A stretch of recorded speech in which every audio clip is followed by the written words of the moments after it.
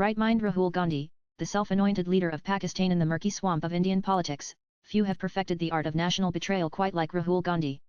The Congress dynasty's eternal heir apparent, with his sanctimonious smirk and rehearsed outrage, has turned slandering India into a grotesque performance piece. His latest misadventure, implicitly styling himself as the leader of Pakistan LOP rather than the leader of opposition, has sparked a firestorm, and rightly so. This isn't just a clever jab from the Bharatiya Janata Party BJP, it's a damning verdict backed by Gandhi's own venomous words, spewed both at home and abroad, that consistently undermine India's sovereignty, morale, and global stature. From Washington to London, Singapore to Bahrain, his rhetoric reads like a love letter to Pakistan's propaganda machine. Let's rip apart the tapestry of his anti-India tirades, exposing the rot beneath his self-righteous veneer, and demand whose side is this man really on. The 2025 betrayals. Operation Sindoor. Beyond Gandhi's 2025 outbursts, particularly around Operation Sindoor, India's surgical strikes on terror camps in Pakistan and Poke reveal a man hell-bent on tarnishing his own nation.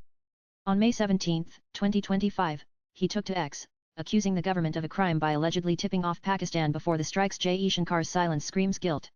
How many Indian jets were lost because Pakistan was pro-Arnid? This wasn't a mistake, it was treason. The External Affairs Ministry shredded this lie, clarifying Pakistan was informed post-strike, as per diplomatic norms. Yet Gandhi, undeterred, clung to his narrative, parroting Pakistan's claims and casting doubt on India's military prowess. On May 22, he sneered that PM Modi had surrendered India's honour by pausing military action, questioning why Modi trusted Pakistan's anti-terror assurances. This wasn't opposition, it was a gut punch to the Jawans who neutralized over 100 terrorists. BJP's Amit Malviya nailed it, pointing out Gandhi's deafening silence on Pakistan's losses, as if he were cheering from Rawalpindi's sidelines. On May 23, Gandhi escalated his assault, declaring India's foreign policy a wreck and whining, why didn't a single country back India against Pakistan after Pahalgam? Why are we hyphenated with Pakistan? Who invited Trump to mediate? This wasn't just a dig at J. Shankar, it was a deliberate attempt to equate India with a failing state, a narrative India has fought tooth and nail to reject. His Trump jab handed Pakistan's DGISPR a golden opportunity to mock India's global clout. BJP's Gaurav Bhatia called it sinister, accusing Gandhi of sapping the morale of India's forces. And he's not wrong. Gandhi's words don't just sting, they embolden enemies. In April 2025, while pandering to the Indian diaspora in Boston, Gandhi smeared the Election Commission, claiming it was bought and sold and alleging 65 lakh voters were added to Maharashtra's rolls in 2 hour logistical absurdity. More adults voted in Maharashtra than exist there, he scoffed, offering zero proof. The EC is a puppet now. BJP's Sambit Patra branded this an old trick of defaming India abroad, while the EC itself debunked his claims as baseless. Union Minister Ramdas Athawale roared that Gandhi was spitting on India's democratic soul, and he wasn't exaggerating. A trail of treachery abroad. Gandhi's 2025 antics are just the latest stains on his sordid record of trashing India overseas.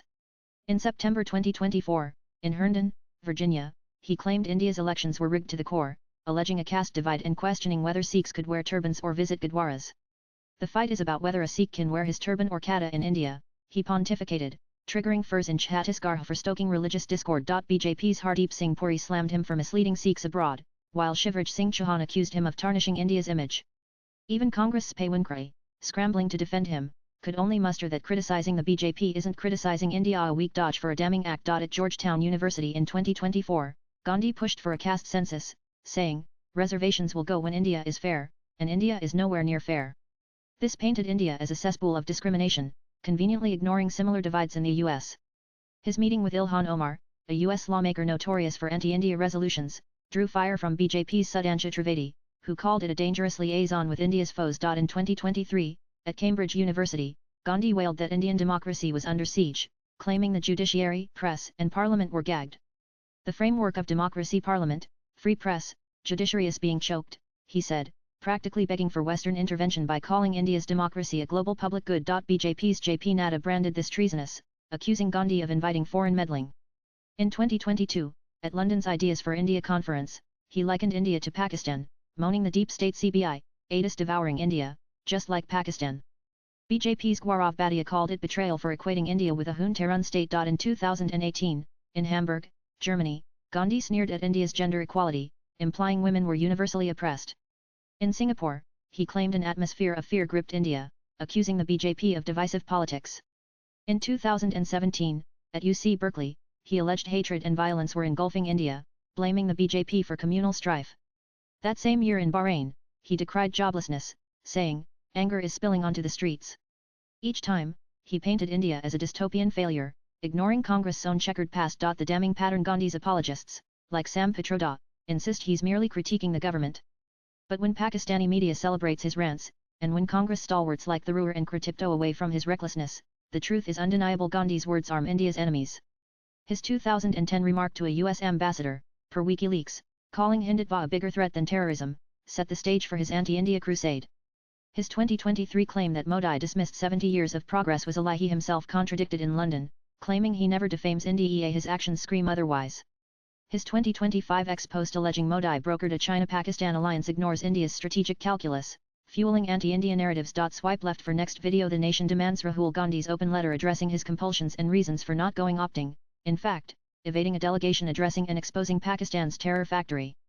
Was it the 2008 China Mao that crippled him? Yuvraj Pakarna is an independent journalist and columnist.